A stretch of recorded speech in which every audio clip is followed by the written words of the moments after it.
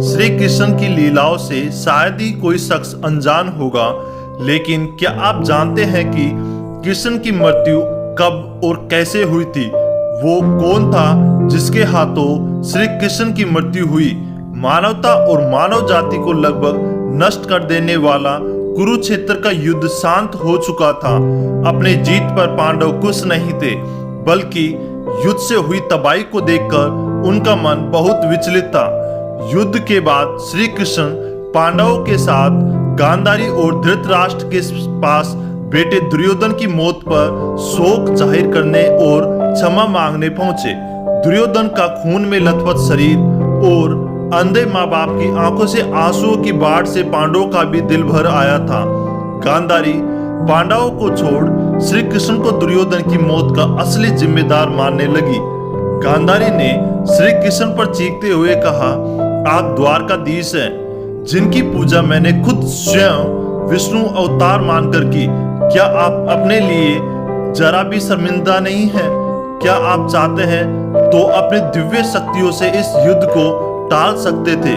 बेटे की मौत पर आंसू बहाने वाली एक माँ का दुख तुम खुद अपनी माँ देवकी से जाकर पूछो, जिसने अपने 7 बच्चों को अपनी आंखों के सामने मरते देखा है।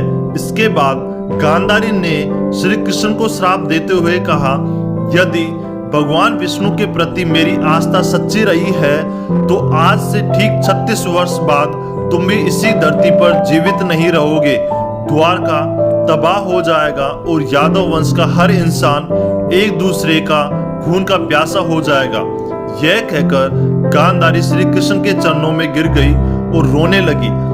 श्री कृष्ण ने चेहरे पर हल्की सी मुस्कान लिए गांधारी को उठाया और कहा, माते, आपके श्राप का असर एक दिन जरूर होगा, बल्कि ये सिर्फ मेरे प्रति आपकी सच्ची श्रद्धा की वजह से नहीं, बल्कि बदलते समय की वजह से भी होगा।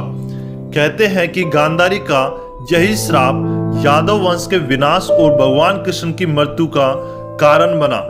कई साल बीतने के बाद श्री कृष्ण के पुत्र सांबा गर्भवती स्त्री का वेश धारण कर ऋषि मुनियों से मिलने गए। यह देखकर ऋषि भड़क गए और उन्होंने सांबा को श्राप दिया कि तुम एक ऐसे लोहे के तीर को जन्म दोगे जो तुम्हारे कुल साम्राज्य का सर्वनाश कर देगा। इससे सांबा बहुत डर गए और उन्होंने इस पूरी घटना के बारे में उग्रसेन को बताया। सांबा को इस श्राप से बचने के लिए उग्रसेन ने कहा कि वो एक तीर का चूर्ण बनाकर उस प्रभास नदी में प्रवाहित कर दे। ऐसा करने से वो श्राप मुक्त हो जाएगा। जिस इलाके में इस चूर्ण को जमा किया गया था वहां एक खास प्रकार की घास उगाई। यह देखकर उग्रसेन ने कहा कि यादव राज्य में किसी भी प्रकार के नशीले पदार्थों का उत्पादन और वितरण नहीं किया जाएगा। इसके बाद द्वारका में बहुत बेहद अशुभ संकेत देखे गए, जिसमें सुदर्शन चक्र, श्री कृष्ण का शंख, उनका रथ और बलराम के हल का अदृश्य हो जाना शामिल है। द्वारका में अपराध और पाप बढ़ने लगे थे। यह देख श्री कृष्ण परेशान हुए और उन्होंने अपनी प्रजा से प्रभास नदी के तट पर जाकर पापों का प्रायश्चित करने का आग्रह किया। द्वारका वासी वहां जाकर मदिरा के नशे में चूर एक दूसरे से लड़ने लगे। गांधारी के श्राप से के अनुसार यादव वंश के सभी लोग आपस में लड़कर मर गए। इस घटना के कुछ समय बाद श्री कृष्ण एक पेड़ के नीचे योग समाधि ले रहे थे।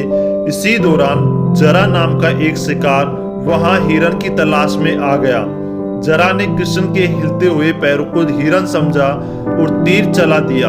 इसके बाद शिकारी श्री कृष्ण के पास पहुंचा और अपनी गलती के लिए उसने क्षमा मांगने लगा। तब श्री कृष्ण ने उन्हें सांत्वना दी और बताया कि कैसे उनकी मृत्यु निश्चित थी। श्री कृष्ण ने कहा, त्रेता युग में लोग मुझे राम के नाम से जानते थे। राम ने सुग्रीव के बड़े भाई बाली का छिपकर वध किया था। अपने पिछले जन्म की सजा उन्हें इस जन्म में मिली है। दरअसल जरा ही पिछले जन्म में बाली था। यह कहकर श्री कृष्ण ने अपना शरीर त्याग दिया और श्री कृष्ण की मृत्यु को ही कलयुग की शुरुआत माना जाता है। प्लीज हमारे चैनल को जरूर सब्सक्राइब कर देना। प्लीज जरूर सब्सक्राइब कर देना। आपके एक सब्सक्राइब से हमें बहुत मोटिवेशन मिलता है, इसलिए प्लीज हमारे चैनल को जरूर सब्सक्राइब कर देना।